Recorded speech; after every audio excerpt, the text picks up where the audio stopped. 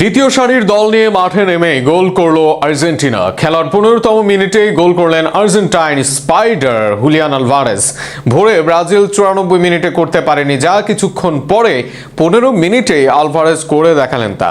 আলভারেজের গোল আর আর্জেন্টিনার প্রথম অর্ধ নিয়ে বিস্তারিত থাকছে প্রতিবেদনে। লিওনেল মেসি দলে থাকলেও নেই শুরুর একাদশে, নেই লাউতারো মার্টিনেজও। তুলনামূলক নতুনদের সুযোগ দিয়ে একাদশ সাজিয়েছেন আর্জেন্টাইন কোচ লিওনেল স্ক্যালোনি। তবে দল হিসেবে কতটা ফর্মে আর্জেন্টিনা দল সেটারই প্রমাণ মিলল চিলির বিপক্ষে শুরুতেই। আর সেই শুরুর কাজটা করলেন হুলিয়ান আলভারেজ। ম্যাচের 16 মিনিটে তার করা গোলে এগিয়ে যায় আর্জেন্টিনা দল। ব্রাজিলের বিপক্ষে যেখানে থেকে শেষ করেছিল আলবেসেলেস্তেরা, চিলির বিপক্ষে সেখান থেকেই হলো শুরু। ব্রাজিলের বিপক্ষে স্কোরশিটে নাম তুলেছিলেন, এবার আবারও স্কোরশিটে নাম আলভারেজের। লিওনেল মেসির অনুপস্থিতিতে যে দলের হাল ধরতে প্রস্তুত এই স্ট্রাইকার, সেটাই আরও একবার প্রমাণ করলেন তিনি। আর তাতে ম্যাচের শুরুতেই চালকের আসনে